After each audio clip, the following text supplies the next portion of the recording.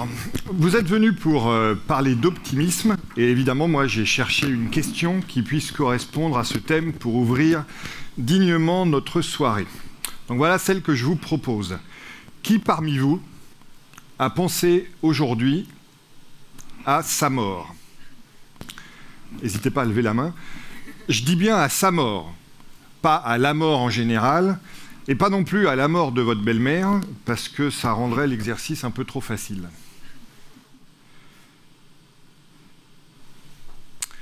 Bon, alors rassurez-vous, c'est normal que vous ne soyez pas très nombreux, sauf un peu de ce côté-là, à répondre par l'affirmative à ma question. En effet, en règle générale, on ne pense pas à sa propre mort.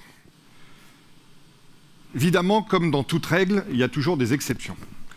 Donc, si on a manqué de se faire écraser, ou peut-être pire encore, si on a voulu en finir après avoir écouté le dernier titre de Booba,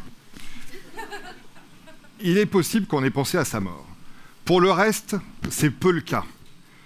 Imaginez d'ailleurs quelle serait votre terreur si vous pensiez continuellement à votre propre mort. C'est pourquoi notre cerveau crée des peurs secondaires, pour nous détourner de notre angoisse existentielle de la mort. Par exemple, est-ce que je vais me retrouver au chômage? Est-ce que je vais finir ma vie tout seul? Ou, tout aussi angoissant, est-ce que mon chien va aimer ses nouvelles croquettes? Pour ma part, je ne ressens plus ces peurs depuis que j'ai rencontré ma mort, qu'elle est devenue ma meilleure amie et qu'elle a changé ma vie. Il faut dire que je commence à bien la connaître. En effet, j'ai failli mourir 4 fois. Ma première rencontre avec la mort remonte à 2001 et à un accident d'alpinisme à Chamonix. Ce jour-là, pourtant, tout aurait dû d'autant mieux se passer que mon copain guide et moi n'avions pas pu grimper en haute altitude. Nous nous étions donc rabattus sur une journée d'entraînement en moyenne altitude. Et qui dit moyenne altitude, en théorie, dit moindre danger que la haute altitude. Nous avions sélectionné une face rocheuse d'une centaine de mètres de hauteur que nous avons escaladée et descendue 7 fois dans la journée, et le clin d'œil du destin a voulu que mon accident intervienne au départ de la dernière descente en rappel de la journée, c'est-à-dire à quelques minutes d'être hors de danger. Alors, en descente en rappel, on se laisse glisser le long d'une corde, et on régule sa vitesse de descente avec un petit ustensile métallique, un descendeur. Mais on n'est pas réellement attaché à la corde, et encore moins à la paroi. Donc la moindre erreur ne pardonne pas. Or, ce jour-là, je ne commis pas une, pas deux, mais 3 erreurs. La première fut liée au fait que nous allions quitter la paroi et que donc j'avais récupéré pas mal de matériel sur celle-ci. Et lorsque je m'aperçus que ce matériel allait me gêner pour réaliser ma descente, j'étais déjà en position de rappel, comme sur ce dessin, et donc en position dangereuse. Et l'erreur que je commis fut de vouloir ranger ce matériel dans cette position de rappel, au lieu de remonter au piton 1 mètre au-dessus et de ranger mon matériel en toute quiétude et en toute sécurité. Et ce qui devait arriver, mais que je n'avais pas prévu, arriva, c'est-à-dire que je fis une fausse manœuvre en rangeant mon matériel et que je tombais la tête la première en arrière dans le vide. Alors, petit problème, j'étais à 50 mètres du sol, ce qui évidemment ne garantit pas un atterrissage super paisible. Et c'est là que la deuxième erreur que j'avais commise ce jour-là prit toute son importance. En effet, j'étais en moyenne altitude et je n'avais donc pas pris toutes les mesures de sécurité que j'aurais prises en haute altitude. Et en particulier, je n'avais pas confectionné sur la corde le nœud qui aurait permis de stopper ma chute instantanément. Ainsi donc, quand j'entame cette chute, je n'ai a priori pas de moyen de m'arrêter. Et c'est là que j'ai eu la troisième idée brillante de la journée. Vous savez, en fait, quand on est crétin, voilà, ça passe pas en une journée. Alors évidemment, moi, dans mon cas, là, ça a failli passer pour toujours, mais pas de la meilleure manière qui soit. Donc ma troisième idée brillante a été de saisir la corde à pleine main pour essayer de m'arrêter. Alors c'est l'erreur que je me reproche le moins, étant donné qu'elle est le fruit d'un réflexe de survie. Le problème, c'est que la corde défilait à toute vitesse, ou d'ailleurs plutôt c'est moi qui défilais à toute vitesse, et que du coup, lorsque je saisis la corde à pleine main, la corde me brûla tellement les mains qu'elle en rongea les chairs, rendant celle-ci inutilisable pour la suite de ma chute et mon sauvetage d'autant plus improbable. Alors vous vous dites, voilà, au contraire de ce dessin, ça sent probablement mauvais pour moi à ce moment-là, je vous le confirme. J'ai eu un peu le temps d'ailleurs de m'en rendre compte, étant donné que j'ai chuté comme ça pendant 25 mètres. Et vous vous dites aussi, mais qu'est-ce qui s'est passé pour que tu sois là et que tu aies le plaisir de partager cette expérience avec nous? Et donc là, il s'est passé quelque chose qui va vous donner probablement la plus grande leçon de cette soirée TED, à savoir, ne pas être une fashion victime permet d'éviter d'être une victime tout court. En effet, j'aime porter des vêtements beaucoup trop grands, et je portais donc ce jour-là un t-shirt beaucoup trop grand, et le t-shirt se coinça entre la corde et le petit descendeur, arrêtant la course de la corde, et par là même ma chute. La brutalité de cet arrêt m'occasionna plusieurs blessures, dont quelques fractures de vertèbres, mais j'étais vivant et heureux de l'être. Au-delà de ces conséquences physiques, il y eut également une conséquence psychique, sous la forme de la découverte de ma mortalité. Celle-ci fut exacerbée quelques années plus tard, lorsque je subis 3 arrêts cardiaques en l'espace d'une semaine, dont je réchappais de nouveau miraculeusement. Mon épouse aime à dire que mon ange gardien ne rechigne pas à la tâche, et je crois qu'elle a assez raison. Lors donc de chaque arrêt cardiaque, je perdis connaissance, et l'une de ces pertes de connaissance fut plus spectaculaire que les autres, car elle intervint alors que j'étais au volant de ma voiture, et que je venais en plus de parcourir 300 km sur l'autoroute. Alors heureusement, l'arrêt n'intervint pas sur l'autoroute, mais quelques minutes plus tard, sur une route de forêt où je circulais, logiquement, moins rapidement. Je perdis connaissance, la voiture continua sa route toute seule et finit son parcours dans un muret, cette fois-ci sans grande gravité. Ces différentes rencontres avec ma mort ont, logiquement, modifié ma vision de la vie. Et en particulier, mon rapport avec 2 peurs. La peur de la mort, d'une part, la peur du vide, d'autre part. En me confrontant avec ma mort, mes accidents ont rendu inutiles les dérivatifs, ces peurs secondaires que j'évoquais dans mon propos liminaire, qui ont précisément pour objectif de nous détourner de notre mortalité. Dans mon cas, ils étaient devenus inutiles. Et ce changement a provoqué une inversion de mon rapport à la peur. Avant, probablement comme chacun d'entre vous, lorsque j'essayais de me rassurer consciemment, j'avais toujours une petite voix à l'arrière de ma tête, dans mon inconscient, qui me rappelait l'origine de mon inquiétude. Aujourd'hui, mon inconscient me rassure en permanence en me disant « Coco, t'as failli mourir 4 fois, qu'est-ce que tu veux qu'il t'arrive ?» Alors mon inconscient me parle un peu familièrement, vous l'excusez, mais il est vrai qu'on a vécu des choses un peu ensemble et donc on peut le comprendre. Mais si je n'ai plus peur de mourir, en revanche, j'ai peur de ne pas vivre. En d'autres termes, j'ai peur du vide. J'ai peur du néant, de l'absence de vie.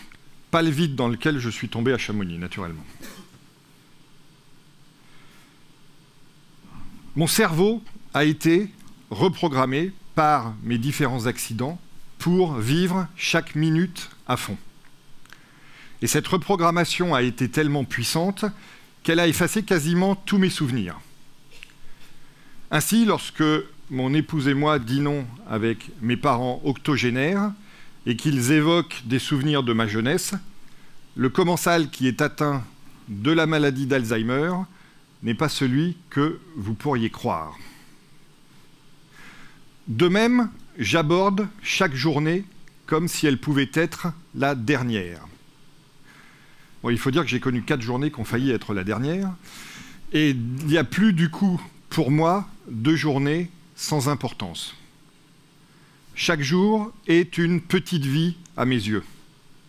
Je nais chaque matin, j'essaye de tirer le maximum de ma journée et je meurs le soir. Alors, quelle est ma recette, si j'ose dire, pour profiter ainsi de chaque minute et de chaque journée? Elle est assez simple, finalement. Elle consiste à toujours essayer de me remettre en question, me challenger, apprendre, progresser. À mes yeux, se remettre en permanence en question, c'est essayer de vivre plusieurs vies parce qu'on ne cesse d'évoluer.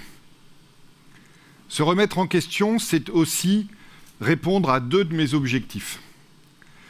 Le premier, qui correspond au sens que je donne désormais à ma vie depuis mes accidents, est d'essayer de devenir la meilleure version possible de moi-même. En quelque sorte, l'homme que mon chien croit que je suis. Je vous rassure, c'est le seul que j'arrive à tromper.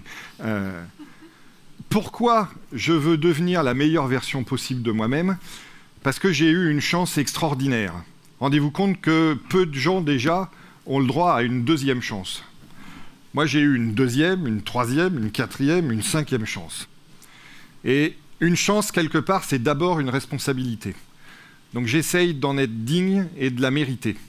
Et mon 2e objectif, qui est le corollaire du premier, correspond aussi à cette vision. Mon 2e objectif, c'est d'essayer également de donner la meilleure contribution possible aux communautés auxquelles j'appartiens. À ce sujet, Bob Dylan a chanté dans un de ses célèbres morceaux que celui qui n'est pas occupé à naître est occupé à mourir. En me remettant en permanence en question, j'essaye de toujours être occupé à naître, ou à renaître dans mon cas. Vous le voyez, mes rencontres avec ma mort m'ont largement émancipé. J'aborde la vie aujourd'hui comme ces non-voyants qui compensent leur cécité en maximisant leurs autres sens. J'ai eu la chance de voir la mort en face et de ne plus jamais être mort de peur. Alors à ce sujet, vous connaissez peut-être la fable inventée par le philosophe anglais Chesterton. Il y raconte l'histoire de 2 jeunes garçons qui chacun peuvent réaliser un vœu. L'un décide de devenir un géant, l'autre un lilliputien d'1 centimètre de hauteur. Et le paradoxe veut que, alors que le géant peut parcourir aisément l'ensemble de la planète, il s'ennuie très vite parce qu'il ne trouve rien à sa mesure. Au contraire, le lilliputien ne quitte jamais le jardin de sa maison, où la moindre taupinière prend les allures d'une montagne merveilleuse. Depuis mes accidents, je suis devenu ce lilliputien. Et d'ailleurs, c'est probablement la raison pour laquelle on m'a juché sur ce tabouret afin que je puisse vous voir. Je suis ce lilliputien parce que, désormais, j'envisage chaque expérience, même la plus anodine, avec émerveillement. Avant, j'étais le spectateur de ma vie. Je prêtais attention aux moments de plaisir qu'elle pouvait me procurer. Désormais, je suis l'acteur de ma vie. Je n'y prête pas attention, mais je la vis avec une intention, le sens que je lui donne, et plus que du plaisir, j'y trouve du bonheur. Alors vous pourriez me dire, et vous seriez totalement légitime à me poser cette question, oui mais Christophe, cette vision de la vie, ça marche bien quand tout va bien dans ta vie, mais ça fonctionne beaucoup moins bien quand les choses vont mal. Or, je crois que précisément c'est le contraire. Parce que c'est quand les choses vont mal dans votre vie que vous êtes confronté à des situations, à des expériences qui sont au mieux anodines, plus souvent difficiles. Et que votre capacité à aborder chacune de vos expériences avec émerveillement ou avec enthousiasme est la plus bénéfique pour vous. Je parle d'expérience parce qu'il se trouve que je relève, au sens propre et au sens figuré, d'une greffe osseuse à la colonne vertébrale, conséquence lointaine de mon accident d'alpinisme, greffe à la suite de laquelle j'ai été couché pendant près d'un an, 24 heures sur 24. À ce sujet, Einstein aurait dit qu'il y a deux manières de vivre sa vie. L'une est de ne rien considérer comme un miracle, l'autre est de tout considérer comme un miracle. Et dans cette optique, pour conclure, je voudrais vous proposer 3 réflexions sous la forme de 3 questions relatives à 3 temps de votre existence. Le temps long, tout d'abord. Est-ce que vous vivez votre vie en spectateur ou en acteur, en lui donnant un sens? Le temps intermédiaire, ensuite. Est-ce que vous envisagez chacune de vos journées comme la dernière? Et le temps court, enfin, est-ce que vous considérez chaque moment, même le plus anodin, avec enthousiasme? J'espère en tout cas que c'est au moins le cas pour celui que nous vivons ensemble en ce moment. Alors pourquoi ces questions sont-elles si importantes? Parce que s'il est une chose que la vie m'a appris, c'est que c'est en nous et nulle part ailleurs que nous trouvons le bonheur. Et je vous souhaite, dans ce domaine, d'être plus doué que moi, ce qui ne devrait pas être difficile, et de ne pas avoir à vivre un éventuel flirt avec votre mort pour découvrir en vous, peut-être grâce aux 3 questions que je vous ai suggérées, des sources insoupçonnées d'optimisme et de bonheur.